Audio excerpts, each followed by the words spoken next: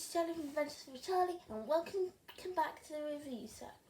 It's been a while since I've done one of these, and I know you've been waiting for your 101 Dalmatians review.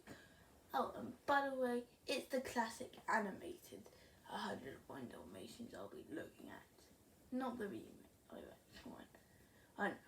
And I'll probably save that to sometime next month when Cruella comes out. Maybe, if I feel like it. Anyway, on to the film. Roger are a couple of Dalmatians whose owners, Anita and Roger, are also a couple as well. Oh, after giving birth to 15 puppies, Anita's old school friend, Cruella DeVille, wants to get their puppies and turn them into a fur coat. Oh, with the help of her two bumbling henchmen. Now the 15 puppies have to escape, along with 86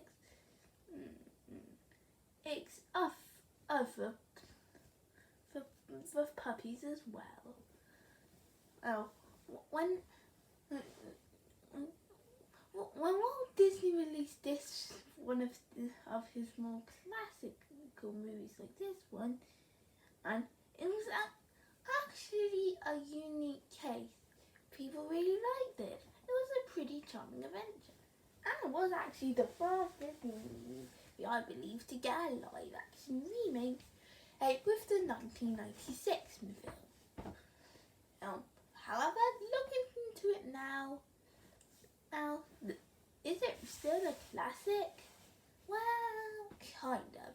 It's still an enjoyable movie, just not a perfect movie. Allow me to explain. First, the characters. They don't really give us much time to focus on many of the characters. You've got the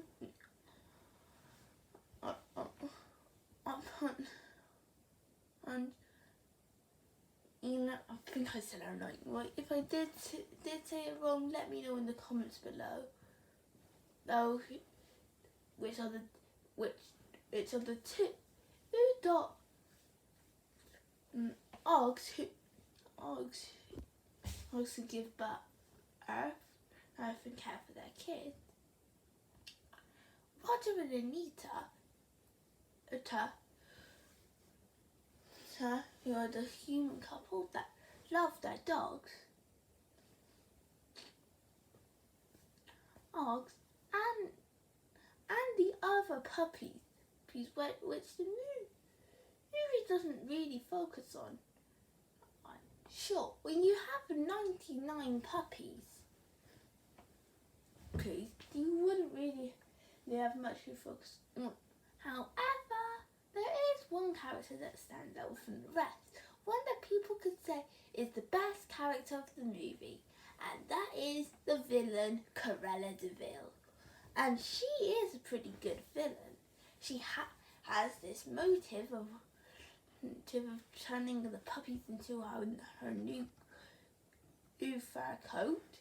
Her henchmen are funny comic reliefs, and she can offer some entertainment to the movie.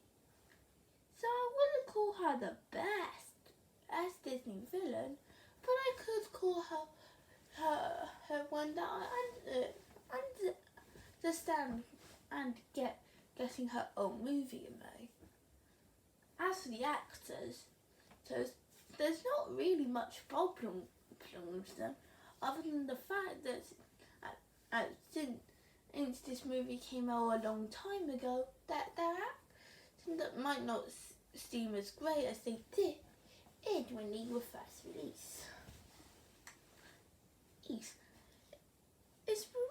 It's really not the actor's fault. It's just how the movie has aged.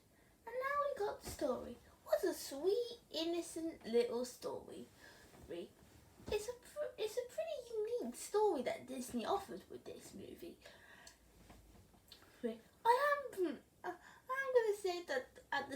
story for me is the best part of the film. In fact, it's the funniest. The story. I think it's the first time a story like this was ever used for you. In fact, I think it might be one of the only times it's ever been used to its full, while the rest of it that has been used in other properties. Anyway, back onto the movie. By itself, sorry, I not long ago woken up. The story we was focused really well on the aspect of a dog. It's a really unique story. Also, by the way, I'm sorry for not including the songs.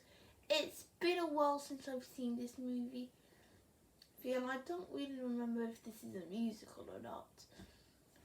I'd say the only song I remember from the movie is Cruella de Vil, which is one of my favourite Disney villain songs, by the way. I might give a separate review to the songs if I ever watch the movie again. Anyway, the only problem I'd say with the story is that since bits of it have been taken from recent projects in recent films, don't expect it all to be unpredictable if you've seen those films before this one.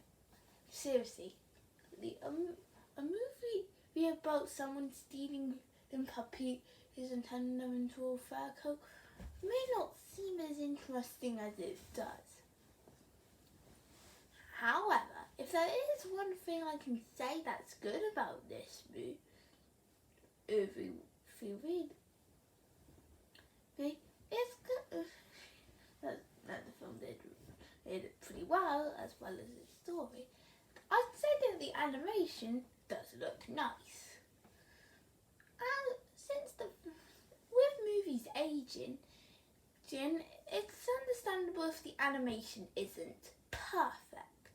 But then I don't think anyone minds as the team at Disney might have worked really hard with this film, and I'm sure it did look great at the time. The designs of the dogs look really nice, as how the dalmations keep true to their animal or that they're based on, while the humans have a nice simple design. And even where Cruella can go crazy with her costumes and fur coats. So and the backgrounds look nice as well. They're not the most polished backgrounds I've ever seen in an animated film. As there are some bits where it could have used a little bit of work, but it does still get the job done. So overall,